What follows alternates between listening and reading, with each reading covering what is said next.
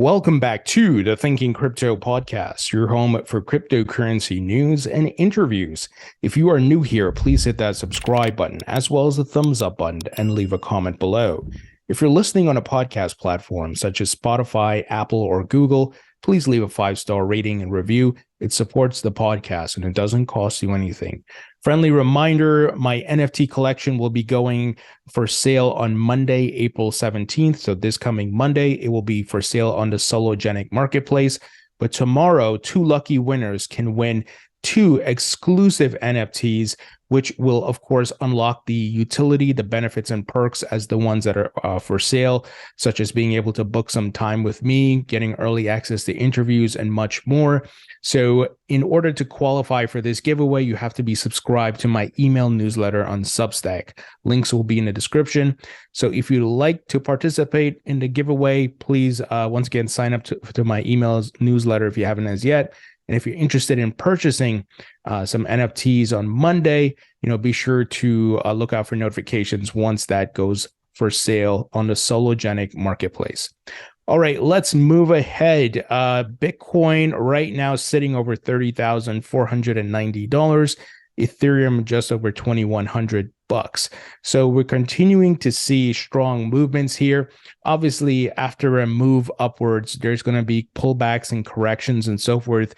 But for over 12 months, we've been tracking Bitcoin's retracement movements and what may happen, similar to what we saw in 2019. So far, things are on track. If we look at the Fibonacci charted here on the Bitcoin daily chart, we see similar pattern playing after 2019, and at the 0.618 marker, that's where it topped out for Bitcoin in 2019, and we're anticipating a similar move, which would put us around $48,000 or so.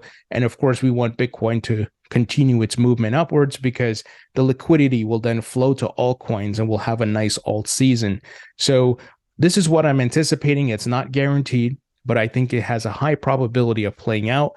We'll see what happens. Don't forget to take profits off the table, guys, because remember, we are in uncertain times from a macroeconomic standpoint and as well as a crypto enforcement regulation standpoint. There's a lot of attack on the crypto industry right now, coordinated efforts by the different government agencies. And then, the head of the snake, I would say, is the SEC. So if you can take profits off the table, go ahead and do that. If not, it's going to be a bit rough. So just anticipate things may roll over after Bitcoin does its retracement. And it could be a bit painful as we move into next year to the Bitcoin halving. But I am anticipating new all-time highs in the 2025 bull market peak, similar to what we saw in the previous bull market cycles. The 4-year cycles are playing out and repeating here. So that's what's happening with the price. Let's jump into the news. So House Committee threatens SEC over missing Bankman-Fried documents.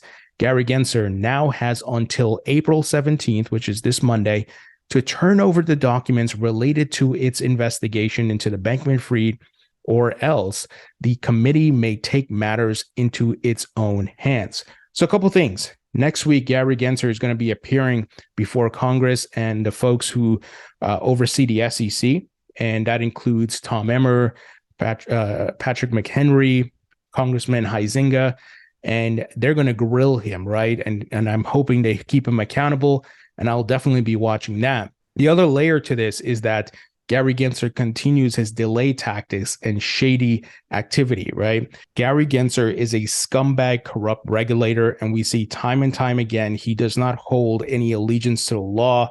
This is all part of the SEC mission to gain more power for Gary to get the treasury job. And of course, he's trying to roadblock and slow down crypto so the incumbents can come in and take over. But he got exposed here by Sam Bankman-Fried because he was meeting with Sam Bankman-Fried and FTX officials. Sam was committing historic fraud. Gary was not investigating him, but he was about to give FTX a free pass, giving them a monopoly license. And we know how that story unfolded after that. So Gary is a scumbag and corrupt as ever. Now, Let me give you some details. The committee and subcommittee chairs Patrick McHenry and Bill Huizenga sent a letter Tuesday expressing dissatisfaction with the agency's response to their document request on February 10th. In the letter, McHenry and Huizenga criticized SEC Chair Gary Gensler for his insufficient commitment to comply with the committee's document requests.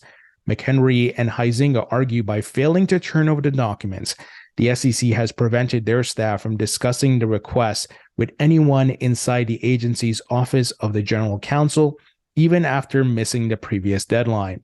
In February, the committee requested all records and communications between and among employees with the SEC's Division of Enforcement and the Office of the Chair, as well as records between the agency and the Department of Justice.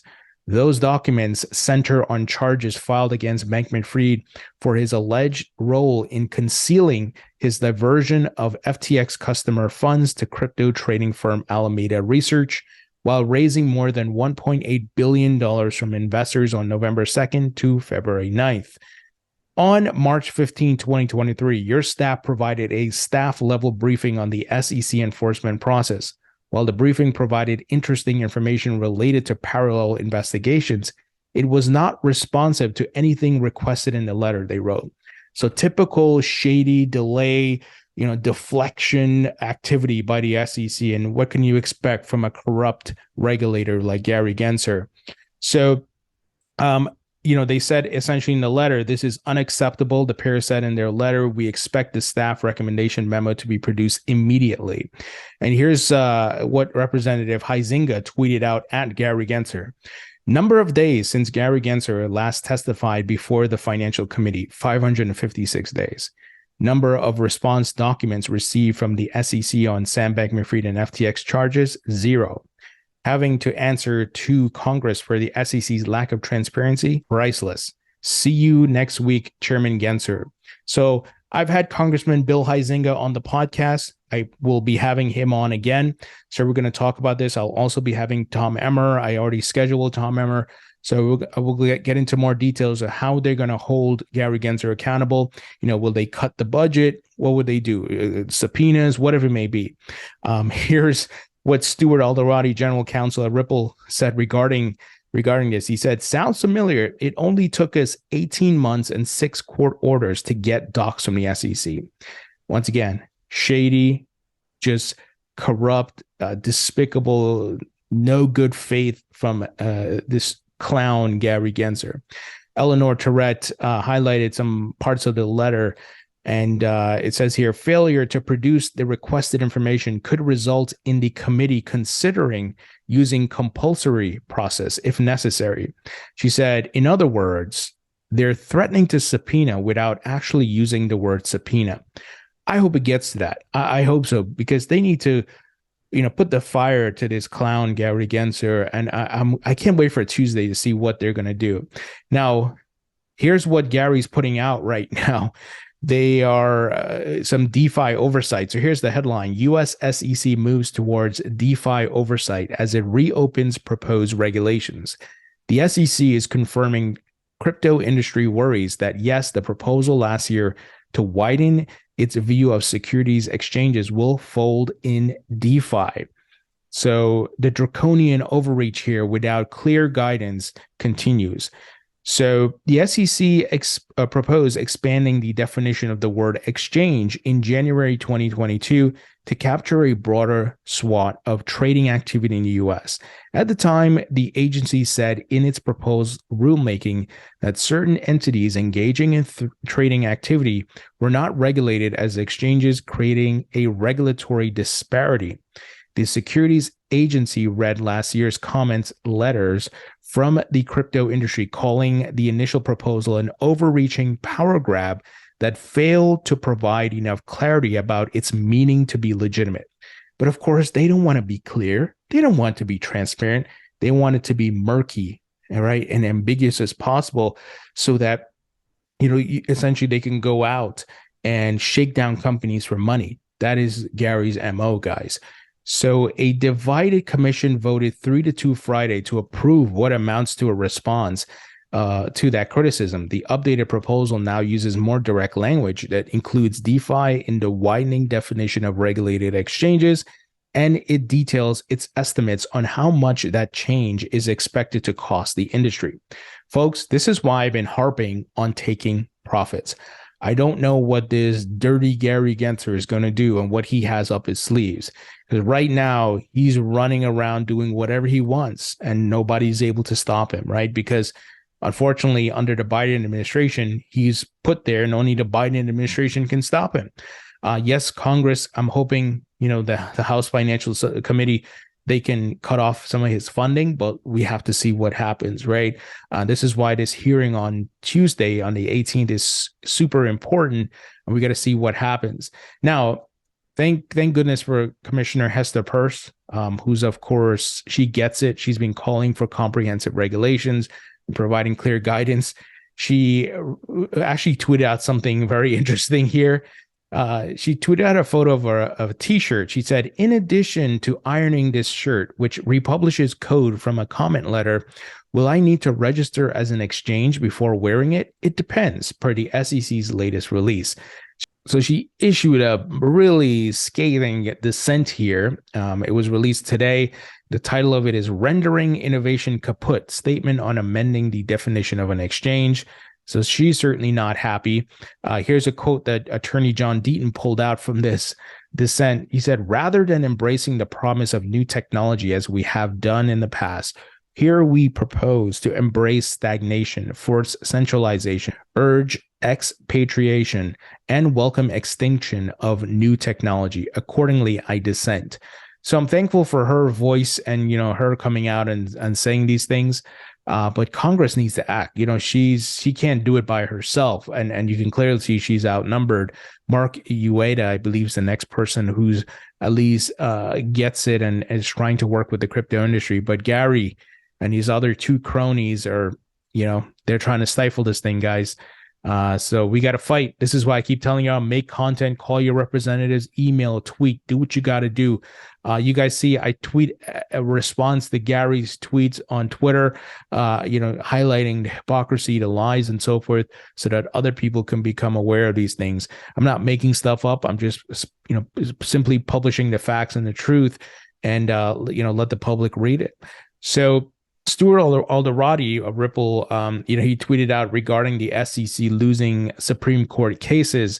He said, update, the SEC has lost 5 of its last 6 cases in the Supreme Court. SEC versus Cochran, which looks like it was settled or today, April 14, 2023. And in February, he had published that they had lost 4 of their 5 cases in the Supreme Court. So highlighting, when you take the SEC to court, many of the times they lose, right? Because they just act shady. They have no solid footing. They don't have an allegiance to the law.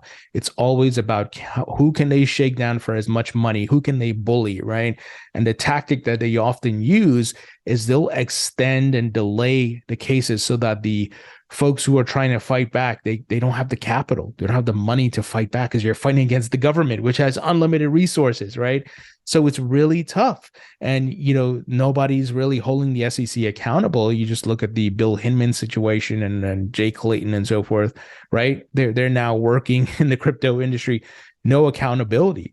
So it's tough. But if you're able to at least keep fighting and get the case in front of the judges who, majority of those judges have an allegiance to the law, it exposes the SEC, and they many times lose. And we saw Judge Sarah Netburn call out the SEC regarding the Hinman speech, where they tried to have it both ways. Oh, it's not, that was Hinman's personal opinion. Oh, no, it was the agency's opinion. Which one is it, right? And she clearly said, you have no allegiance to the law, you're hypocrites. That's a judge calling out the SEC on that. Sometimes I'm still shocked. This is a government agency by the way they act. It's unbelievable. Now, regarding the Ripple case, so the Ripple defendants have filed a response to the SEC's letter of supplemental authority regarding the SEC's motion for a summary judgment. So if you recall, the SEC had filed an additional document. Ripple replied here. So hopefully, Judge Torres, my goodness, if you're listening, please, we need to hear from you. And I'm hoping, Ripple comes out with a victory here. I believe they will. And it'll be incredible for the entire crypto market, not just for Ripple and XRP, but for other altcoin projects, and to bring back the balance of power to the crypto industry. And we also need Grayscale to win. I think that will be a big one as well. Now, finally, this one really pisses me off. It's funny, and it also pisses me off. So Alex Mashinsky, yes, the scammer from Celsius, the one who was cashing out and propping up his company when he knew things were not going well, and of course cashed out before they filed for bankruptcy. And of course, many of you Celsius users, some of you are listening, cannot access your funds. You essentially lost your funds. This guy actually showed up at NFT NYC. The balls on this dude. I got to get to him. He's got some balls to show up. People can't access their funds, and he shows up at NFT NYC, right? He's in the process of a whole, litigation and all that stuff for conducting fraud and all these things. And he's at NFT NYC. You can't make this stuff up. But the funny part is Tiffany Fong, who I've had on the podcast, who was one of the folks who broke, news leaking information and all that.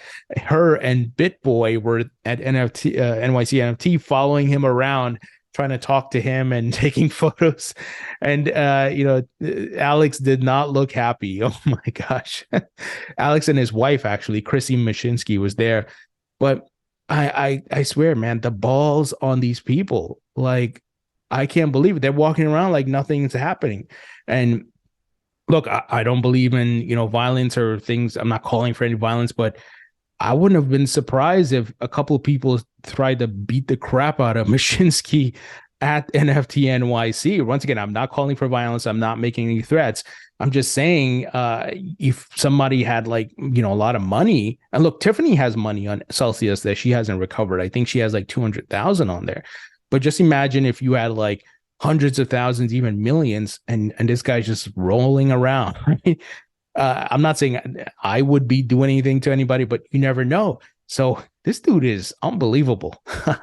It's actually pretty crazy. But I think the courts will have to handle this and hold him accountable, and him and the other founders as well, with all the stuff they were doing. Once again, it's not that he went bankrupt.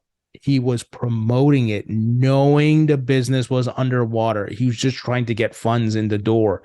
And then once again, him and the insiders sold right before they sold all their funds and all that, their sell tokens and so forth, right before they filed for bankruptcy. So this is pretty crazy stuff, guys. Anyway, that's the news. Let me know what you think. Leave your thoughts and comments below. Hit the thumbs up button. And don't forget to check out the NFT collection and the giveaway, guys. Links will be in the description. I'll talk to you all later.